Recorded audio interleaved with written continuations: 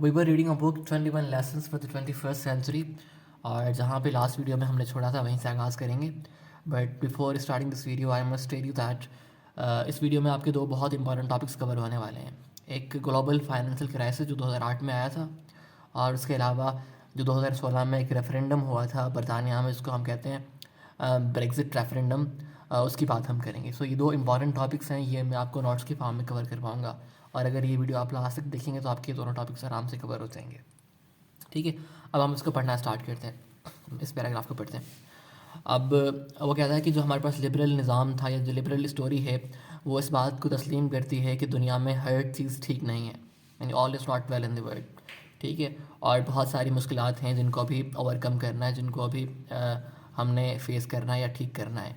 और हमारी दुनिया का ज़्यादातर हिस्सा जो है वो वहाँ पर ऐसे हुक्मरान डोमिनेंट हैं जो कि ज़ालिम हैं. और इवन जो कि हमारे पास आज़ाद मुल्क ममालिक हैं वहाँ पर भी जो शहरी हैं उनमें गुर्बत है, वहाँ पर वायलेंस है, उनको ऑप्रेस करके रखा गया है. तो उनमें भी ये मसले मसाइल मौजूद हैं.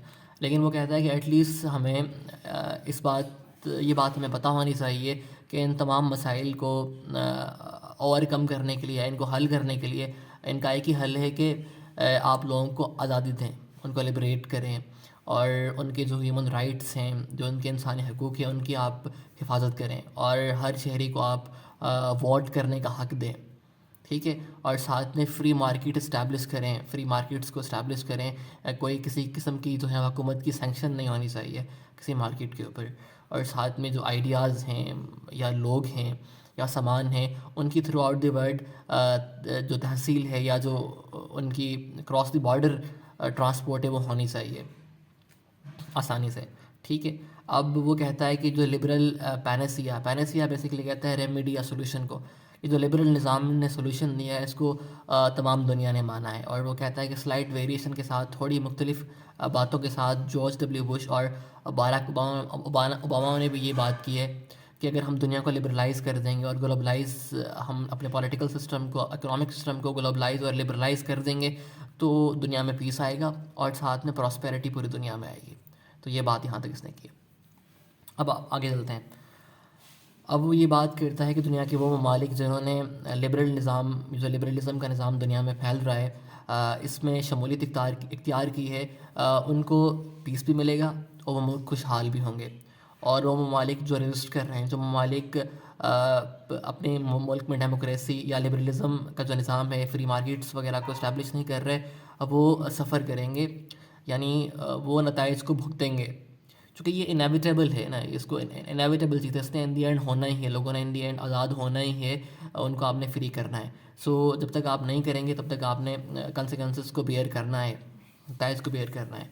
और वो कहते हैं जब तक उन लोगों को ये समझ नहीं आती, जब तक वो अपने बॉर्डर्स ओपन नहीं करते, अपनी सोसाइटी को आज़ाद नहीं करते, अपनी पॉलिटिक्स को आज़ाद नहीं करते, मार्केट्स को फ्री नहीं करते, तब तक वो लोग सफ़र करते रहेंगे, यानी चैलेंजेस को फेस करते रहेंगे. आगे वो कहता है कि टाइम लगेगा, वक्त लगेगा, but eventually in the end जो है वो नॉर्थ कोरिया भी, इराक़ भी, और इवन एल सल्वाडोर, ये हमारे पास एक सेंट्रल अमेरिका का मुल्क है और एक इंडिपेंडेंट रिपब्लिक है. यहाँ पर भी वायलेंस बहुत ज़्यादा होती है, एक गरीब मुल्क है, पॉवर्टी बहुत ज़्यादा है, और अक्सर यहाँ पर जो है वो मसले मसाइल होते रहते हैं. और इसको कहते हैं लैंड ऑफ वॉल्केनोज़. ये हमारे पास सेंट्रल अमेरिका का मुल्क है और कैरेबियन सी के ऊपर लोकेटेड है, इसकी कोई कॉस्ट लाइन नहीं है. सो ये सारे ममालिक जो हैं वो डेनमार्क की तरह या लोआ की तरह हो जाएंगे इवेंचुअली विद द टाइम. ठीक है, अब आगे हम चलते हैं. अब ये यहाँ कहता है कि 1990s और 2000 में जो है वो ये जो हमारे पास लिबरलिज़म की स्टोरी थी, जो कहानी थी, it became a global Mantra basically हम कहते हैं मंत्रा.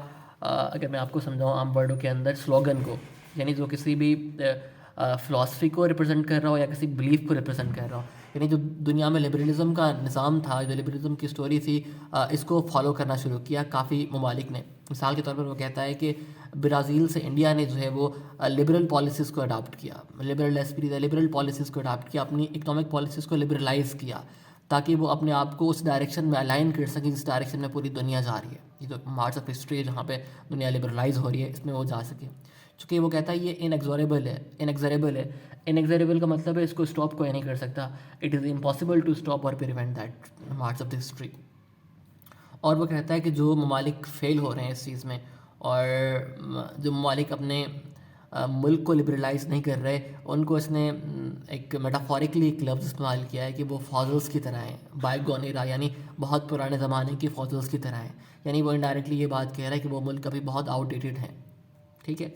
और वो फिर ये कहता है कि 1997 में अमेरिकन प्रेसिडेंट जो बिल क्लिंटन थे, उन्होंने भी चाइनीज़ हुकूमत को क्रिटिसाइज़ किया था कि वो अपनी पॉलिटिक्स को लिबरलाइज़ क्यों नहीं कर रहे, और वो उन्होंने कहा था कि आप लोग तारीख की गलत सिमत पे खड़े हुए हैं, ठीक है। ये तो बात थी 1997 तक की। अब वो आगे कहता है कि 2008 में जब एक ग्लोबल फाइनेंशियल क्राइसिस आया पूरी दुनिया में, अमेरिका में जो रिसेशन आई, उसके बाद जो दुनिया में लोग थे वो डिसअपॉइंट हो गए लिबरलिज़म के निज़ाम से, जो लिबरल डेमोक्रेसी का निज़ाम था, इससे हमारे पास जो है वो डिसअपॉइंटेड हो गए। अब आपको ये बात समझने के लिए आपको पता होना चाहिए कि 2008 में क्राइसिस क्यों आया था और वो क्या था। तो ये आपको मैं समझाता हूँ अपने नोट्स से।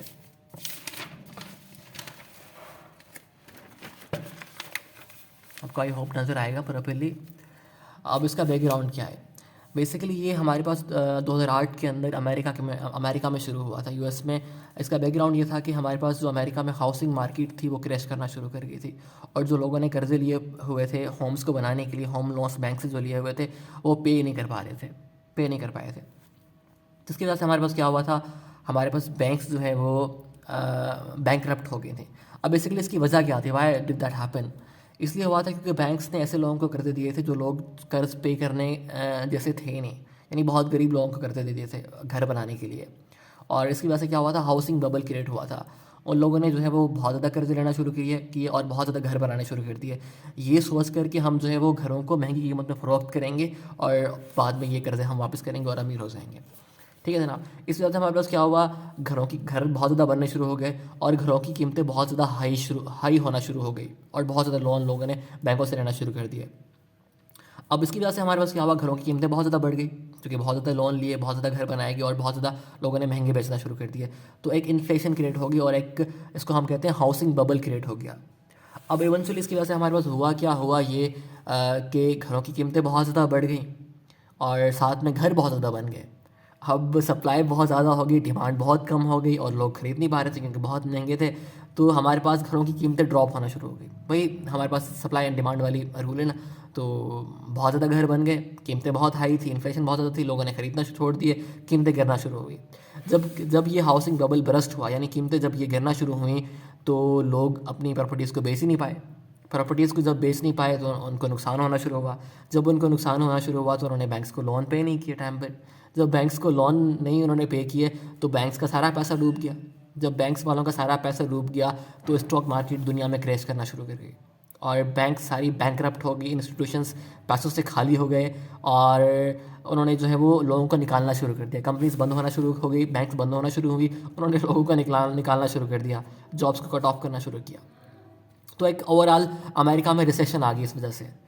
तो इसको हम क्राइसिस कहते हैं। अब इसमें क्या हुआ, फिर जो अमेरिकन गवर्नमेंट थी उन्होंने फैसला किया कि हम बेल आउट देते हैं, क्योंकि जब भी बेल आउट हम बेसिकली कहते हैं जब भी कोई इदारा या कोई बैंक वगैरह बैंकरप्ट होता है तो कोई भी मुल्क नहीं चाहता कि उस के मुल्क में कोई भी इदारा बंद हो।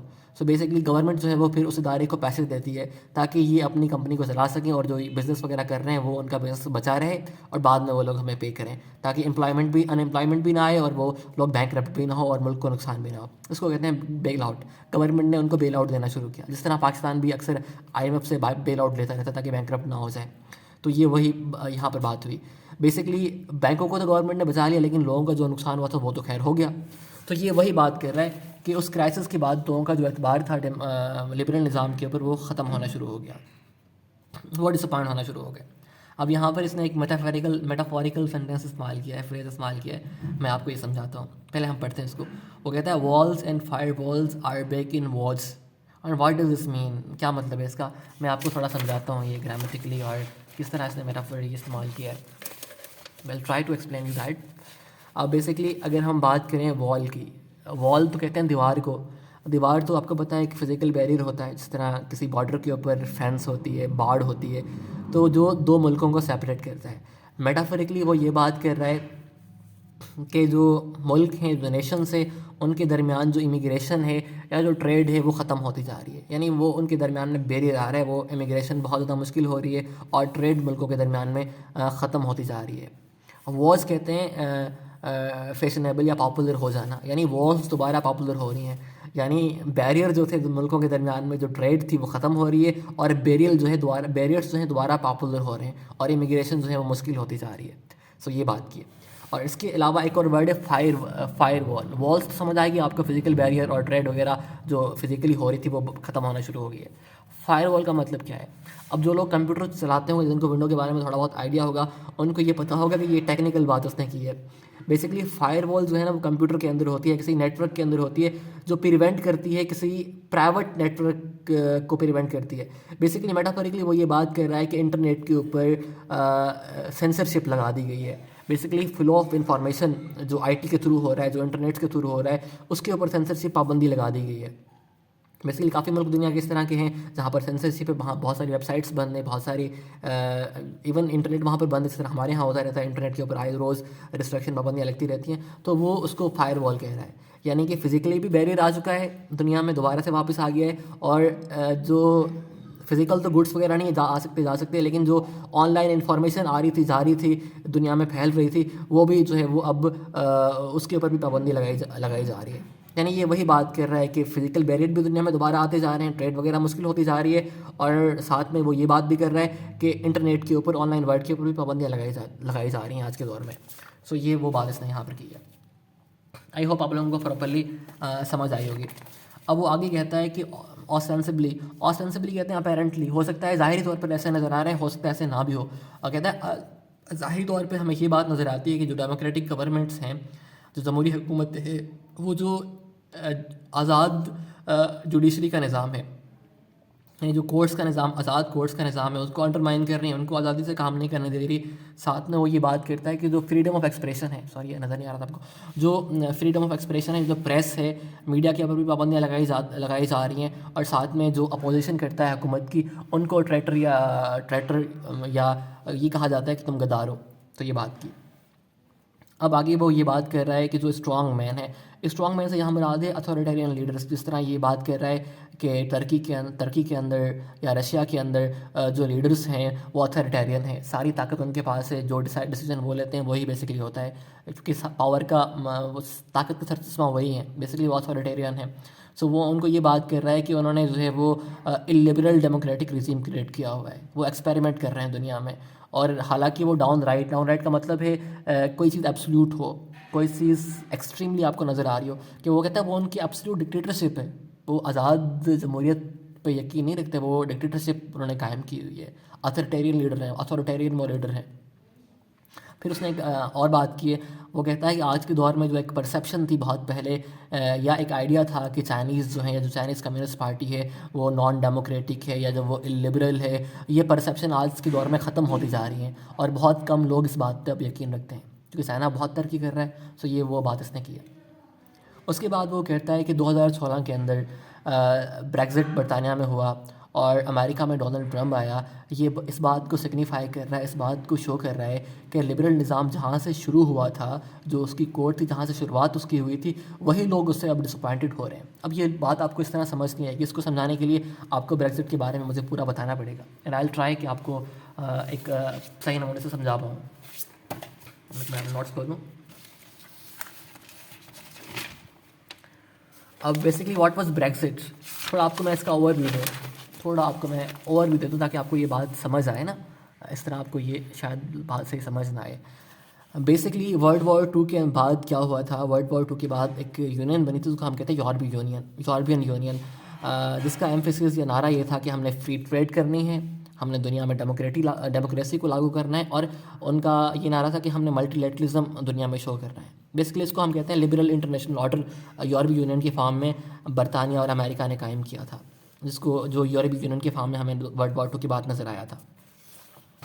अब हम बात करते हैं ब्रेग्ज़िट की। ब्रेग्ज़िट बेसिकली क्या था?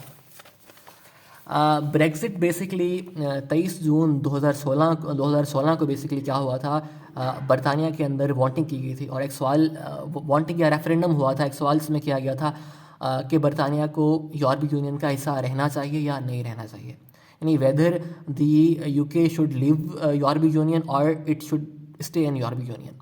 सो मेजॉरिटी ऑफ दी पॉपुलेशन जो 51.9% पॉपुलेशन थी यूके की, उन्होंने ये वांट किया था कि हमें यूरोपीय यूनियन से निकल जाना चाहिए, और 48% ने कहा था कि हमें रहना चाहिए। सो इवेंचुअली जो था हमारे पास फिर बरतानिया जो है वो यूरोपीय यूनियन से निकल आया था। अब वही यूरोपीय यूनियन जो कि डेमोक्रेसी का अलमबरदार था, जिसको बनाया ही बरतानिया ने था, अब वो खुद उस पर से निकल रहा है। अब क्यों निकल रहा था, व्हाट वाज द रीज़न क्या थी, क्या वजूहत बनी वहाँ से निकलने की, ब्रेक्जिट क्यों डील क्यों हुई, उसकी हम बात करते हैं। 3 बेसिकली रीजंस थी। पहली थी सॉवरेनिटी, यानी आज़ादी, खुद मुख्तारी। बरतानिया के लोग चाहते थे कि जो यूके है, जो बरतानिया है, वो अपने लॉज को खुद बनाए विदाउट द यूके की इंटरफेरेंस, यानी यूरोपीय यूनियन की इंटरफेरेंस के बगैर वो अपने लॉज को खुद बनाए। वो ये बात कबूल नहीं करते थे कि यूरोपीय यूनियन उनको बताए कि उन्होंने क्या करना है। वो कहते थे वी आर सोवरेन नेशन, हम आज़ाद कौम हैं। साथ में जो बड़ा मसला था, जो मुझे लगता है कि इनका बड़ा इशू था, वो इमिग्रेशन था। बरतानिया के जो लोग थे वो बहुत ज़्यादा परेशान थे इस बात से कि बहुत सारे इमिग्रेंट्स जो थे वो यूरोपीय यूनियन के ममालिक से यूके में शिफ्ट हो रहे थे। सो उनकी पॉपुलेशन बढ़ती जा रही थी और बहुत सारे फॉरेनर्स उनके यहाँ आकर शिफ्ट हो रहे थे। यहाँ इस बात से भी जो वहाँ के लोग थे बहुत ज़्यादा परेशान थे। तीसरी चीज़ थी, वो ये भी समझते थे कि जो यूरोपीय यूनियन की इकोनॉमिक पॉलिसीज़ हैं वो बेहतर नहीं है यूके के हक़ में। सो बेसिकली ये 3 मेन रीजंस जिसकी वजह से उन्होंने कहा कि रेफरेंडम करवाते हैं। अब इस बात का फैसला होना चाहिए कि हमें वहाँ रहना है कि नहीं रहना यूरोपीय यूनियन के अंदर। अब इसका इम्पैक्ट क्या हुआ, इसका बेसिकली इम्पैक्ट ये हुआ कि एक पॉलिटिकल टर्मोइल वहाँ क्रिएट हुई, एक पॉलिटिकल अनस्टेबिलिटी आई। उसके नतीजे में जो उनके प्राइम मिनिस्टर थे डेविड कैमरॉन, उनको रेजिग्नेशन देनी पड़ी, उनको इस्तीफ़ा देना पड़ा, उन्होंने रिज़ाइन किया इवेंचुअली। और साथ में इकोनॉमिक अनसर्टेनिटी भी वहाँ पर आई, ठीक है, क्योंकि लोगों को पता नहीं था कि हम जब यूरोपीय यूनियन से हम लोग निकल रहे हैं तो इसका इकोनॉमिक के ऊपर इफेक्ट क्या होगा, ठीक है, और साथ में जो उनके रिलेशनशिप दूसरे ममालिक के साथ हैं उनके ऊपर क्या इफेक्ट होगा।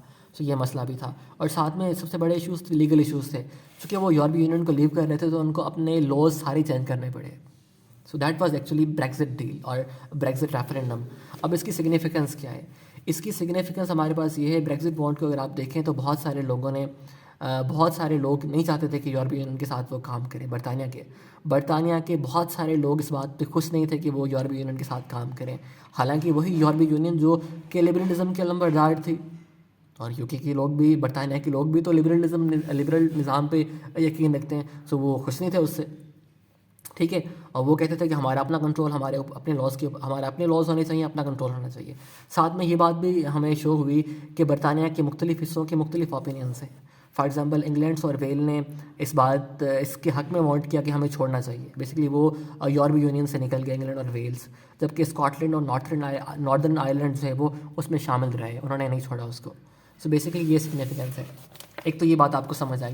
दूसरी वो बात कर रहा है डोनाल्ड ट्रंप की। अब डोनाल्ड ट्रंप का आना अमेरिका में किस तरह से डिसअपॉइंटमेंट को शो कर रहा है, या किस तरह से ये शो कर रहा है कि वो डेमोक्रेसी से हट रहे हैं या लिबरलिज्म के निज़ाम से वो हट रहे हैं। अब ये बात आपको थोड़ी मैं समझाता हूँ, इट्स टेक्निकल। बेसिकली अब जो 2016 के अंदर बेसिकली जब डोनाल्ड ट्रंप की हुकूमत आई है हमारे पास अमेरिका के अंदर, अब अगर हम डोनाल्ड ट्रंप की बात करें, उनके अगर आप बयानात को देखें, ख़ास तौर पे इमिग्रेंट्स के बारे में या वुमेंस के बारे में या माइनॉरिटी के बारे में, उनके बयानात ऐसे हैं जो नॉन डेमोक्रेटिक हैं, ठीक है। और इसके अलावा जो उन्होंने एक पॉलिसी बनाई, बैन लगाना शुरू कर दी बहुत सारे ममालिक के ऊपर कि उनको हम ट्रैवल नहीं करने देंगे अमेरिका में, ख़ास तौर से ऐसे ममालिक जो मुसलमान ममालिक थे, मुस्लिम मेजॉरिटी कंट्रीज़ के ऊपर उन्होंने बैन लगाना शुरू कर दी। अब ये बात तो अंडरमाइन कर रही है ना इक्वलिटी को, और अमेरिका तो इस बात का अलंबरदार है कि हम इक्वलिटी पे यकीन रखते हैं, हम डिस्क्रिमिनेशन नहीं करते। बेसिकली तो ये डायरेक्ट डिस्क्रिमिनेशन है मुसलमानों की on the basis of the religion. एक तो ये बात होगी, दूसरे बयानात उनके। तीसरी बात ये कि उन्होंने नेशनलिस्ट पॉलिसी थी, उन्होंने कहा अमेरिका फ़र्स्ट। जबकि अगर आप अमेरिका की पिछली पॉलिसी देखें तो उनकी तो लिबरल इंटरनेशनल अप्रोच थी, वो तो पूरी दुनिया में लिबरलिज्म को फ़रोग देना चाह रहे थे। वो तो इवन लिबिया के अंदर, इराक़ के अंदर, शाम में वो जंगें कर रहे थे गन के दौर पर, वो तो लिबरल डेमोक्रेसी को कायम रखना चाह रहे थे। सो जिनकी इंटरनेशनल अप्रोच थी वो खुद नेशनलिस्टिक अप्रोच के ऊपर आगे कि भाई ये अमेरिका फ़र्स्ट।